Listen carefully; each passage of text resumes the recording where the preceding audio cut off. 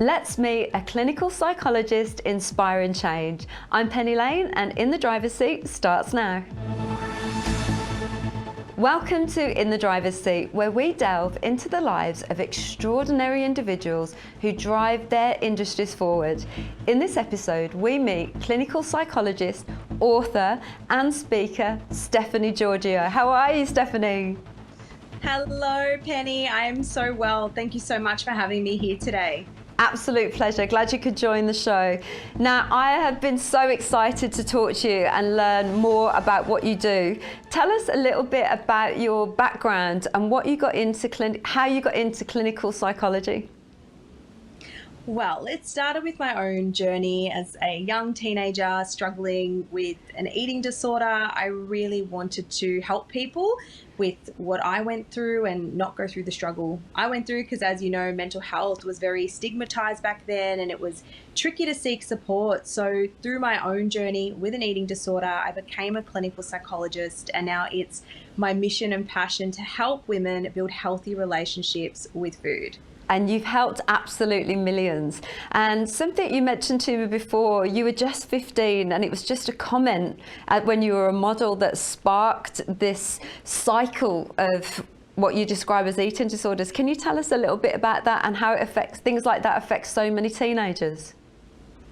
Absolutely. In this day and age with social media and magazines, and back in the day, all the models that you see, you get these ideas that thinner is better and that you should be trying to lose weight. And naturally, I loved to sing, dance, and I got into some modeling. And during a photo shoot, the photographer made a comment about my belly and said I was bloated. And it was from that moment I thought to myself, I'm not good enough, I need to lose weight. And it was very normalized back then. Everyone was doing Weight Watchers, everyone was doing Jenny Craig. I grew up with a Greek mum, and food was a huge part of our culture, but also everyone was trying to lose weight. So it was normalized, it was celebrated, and just such a common part of culture that I think many women get wrapped up in. Isn't it? There's so many diets, and I feel like I've always been trying to lose 5 kilos my whole life, and I think I've tried every diet that there is. And then you look at these injections and things that people are doing now, and I wouldn't even give that to my dog, but even I considered doing something like that, because you think of all these quick wins and quick fixes, and it is so normal. So how do you inspire change, and what do you do in your practice to get people thinking differently about diets? Absolutely. So the journey started on social media. I actually documented my own journey with food, and then it turned into a food psychology page. And I love social media because you can reach so many people. You can share information in an educational way that's fun and easy to digest. And that's what I love to do. I love to break down complex health topics and basically allow people to understand that you don't need to lose weight to be happy. You don't need the perfect life, and that it really comes from inside, and inspiring that change and designing a life that you value really comes from the decisions that you make and not the body that you have. Absolutely. So tell me, you really see a link between ADHD and food and addictions. Tell me a little bit more about that. Yeah, so it all started during COVID. Obviously, we were locked up in our homes. We didn't have access to our exercise or the things that make us feel good. And many women realized they had undiagnosed ADHD because their difficulties came through when they were at home, not at their usual jobs, didn't have their coping mechanisms.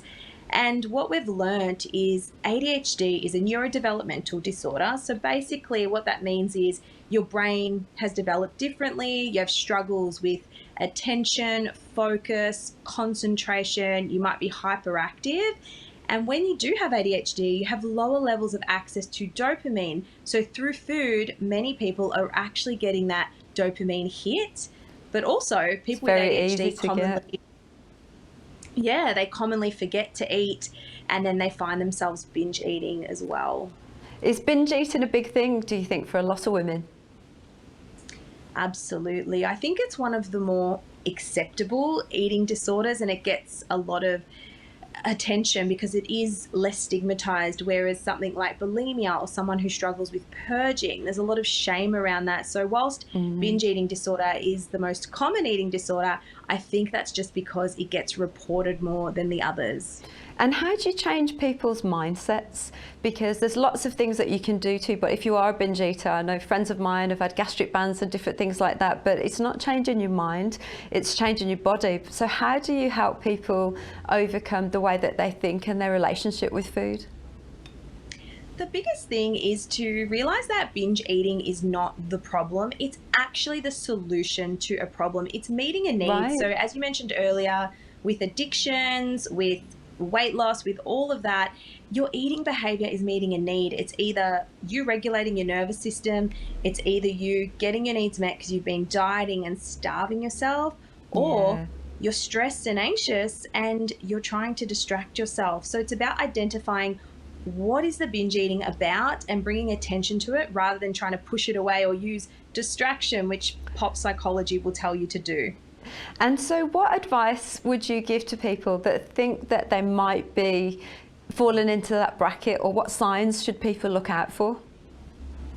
Yeah, the common signs of someone who might be on the trajectory of having an eating disorder is skipping meals, having a preoccupation with their body weight, shape and size, constantly trying to lose weight, having thoughts that they're not good enough, that they're fat, that they're ugly, around self-worth, hiding food wrappers, ashamed to eat in front of others. And if left unmanaged, this gets worse. And I think the biggest piece of advice I would suggest is don't leave this. People think, oh, you know, I'm not as bad as someone else, or I'm not unwell. If I just lose weight, the problem will go away. But like you said, Penny, if you've been trying to do this for most of your life, there is probably something else going on that needs attention. Needs something else. Tell me about the book that you've written. I love the name, by the way. Share the name and tell us about your book. Absolutely, I've got it here. This is Food Jail, Breaking the Bars of Binge Eating. And this is a book that I finally published during COVID. It started as a journal. Thank you. Back when I had my eating disorder, I would journal and write things down. And then I turned it into a book. So it's my story, but also a self-help book. So there's 4 stages. And at the end, it's got a lot of psychological and behavioral techniques to help you improve your relationship with food and find happiness and joy in your life without having to change your body. Fantastic. And you do a lot of speaking as well, public speaking? Yeah, absolutely. I do a lot of international speaking. So I speak at retreats, and I'm actually running my first retreat this year, which I'm very excited about. It's called Mind, Food, You, because it's about your mind, your relationship with food, but doing it on your own terms. Yeah, and so who is that open to? Oh, any women, anyone who is struggling with either their mental health, or they need a break, or they need something. They don't know what it is. They're feeling burnt out, they're feeling overwhelmed, and they just want a reset. It's the perfect combination of body, mind, and soul. Oh, it sounds fantastic. Now you find yourself in a really successful position. What's the driving force that still spurs you on? That's such a great question. And I think for me, it's just inspiring others. I really feel happy and fulfilled when I see people progressing and see people changing and just wanting to leave a legacy behind and just be remembered as someone who did help others and did inspire change, because it really is possible. No matter what you're going through, it is possible to change. I agree. And you've made a lot of changes to people's lives already. Who's been your biggest inspirations? Oh, I'm going to get emotional. I'll definitely say my dad. My dad has always been my #1 supporter. He migrated here from Cyprus and came here with nothing basically, and built a life, gave us the best opportunity. And even though I was very blessed, I still struggled with this eating disorder. So I just want to let people know that you don't have to have some awful traumatic history to go through something like an eating disorder. But my dad, no matter what, always supported us. And yeah, he inspires me to just reach for the stars. That's awesome that you've got that gorgeous family around you, and I know you've got a gorgeous sister as well. So that's awesome Yes. that you've got that. So what's next after the retreat? What's next for Stephanie? Stage. We're going to take it to stage. We're going to do big stage events. I want to get the whole room inspired, people dancing, celebrating, and just creating a real community and connection with like-minded women. And what challenges have you faced the most with running this business and doing it on your own? What's the biggest challenges that you've had, and how have you overcome them? It's such a great question, because I think at different stages of the journey, there are different challenges. Yeah. I think one of the biggest challenges is being alone, doing it on your own. It's not like I have this huge team around me, and that's hard to stay motivated when you are on your own. When you're speaking into a camera lens, it feels like you're by yourself, and I love other people. I'm such an extrovert, so I think if you're on this journey, it does get isolating, but that's why I love the events and the retreats, because I get to see the people I'm connecting with. Yeah, get to see the people that you've made change to. Now, I can't believe we're out of time already. I've got one last question for you. If you could give anybody some advice who is thinking about changing their life, either starting a business on their own or getting on your journey to cope with eating disorders, what piece of advice would you like to give to our viewers?